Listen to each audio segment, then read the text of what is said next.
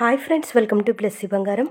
మన యొక్క ఏపీ రాష్ట్ర వ్యాప్తంగా కొత్త రేషన్ కార్డులకు సంబంధించి దరఖాస్తులు తీసుకుంటున్నారు. అందరికీ అప్లై చేసుకోవడానికి అవకాశం ఇచ్చారా లేదా, ఎవరెవరికి అవకాశం కల్పించారు, పూర్తి వివరాలు నేను మీకు తెలియజేస్తాను.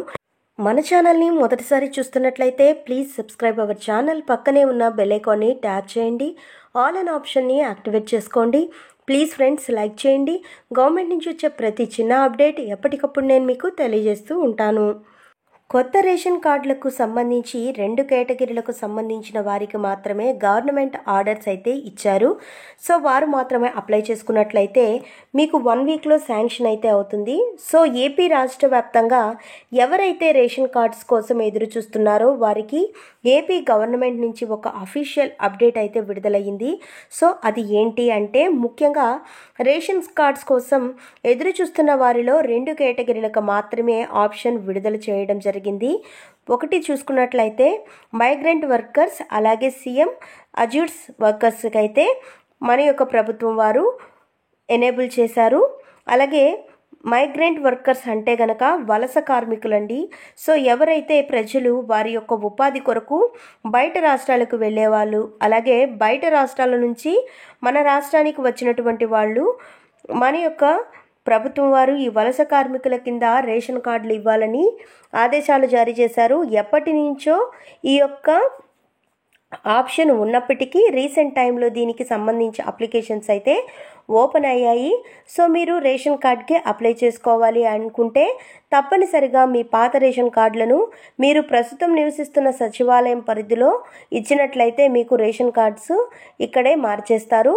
అలాగే సీఎం అజ్యూర్స్ వారికి మాత్రమే కొత్త రేషన్ కార్డులు దరఖాస్తు చేసుకోవడానికి గ్రామ మరియు వార్డు సచివాలయంలో ఆప్షన్ అయితే ఎనేబుల్ అయ్యింది. సో ఈ కేటగిరీకి సంబంధించిన వాళ్ళు అప్లై చేసుకోవాలి.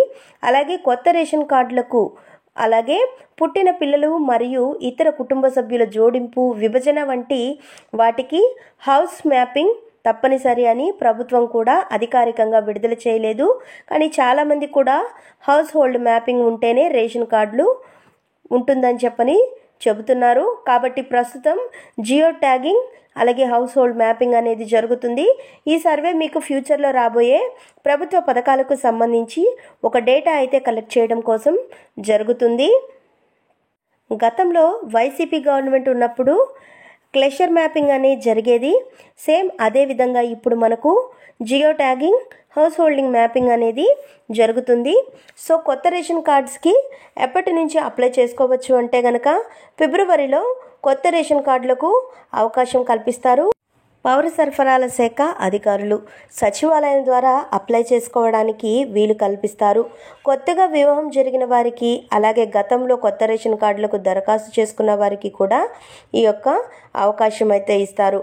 కొత్తగా వివాహం చేసుకున్న వారికి వాళ్ళ యొక్క మ్యారేజ్ సర్టిఫికేట్ అనేది తప్పనిసరిగా సబ్మిట్ చేయాల్సి ఉంటుంది.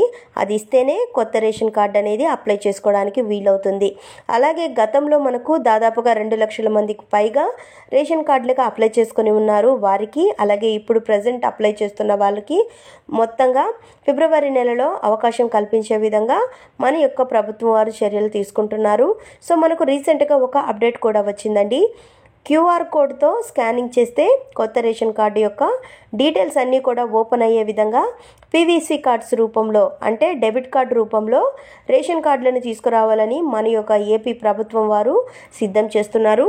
సో ఫ్రెండ్స్, చూశారు కదా, ఇదండి మనకు వచ్చినటువంటి లేటెస్ట్ అప్డేట్. రేషన్ కార్డులకు సంబంధించి, రేషన్కి సంబంధించి ఏ చిన్న అప్డేట్ వచ్చినా కూడా ఎప్పటికప్పుడు నేను మీకు తెలియజేస్తూ ఉంటాను. మరిన్ని వివరాల కోసం, మరిన్ని అప్డేట్స్ కోసం మన ప్లస్ బంగారం ఛానల్ని సబ్స్క్రైబ్ చేసుకోండి. Thank you for watching friends. Thank you.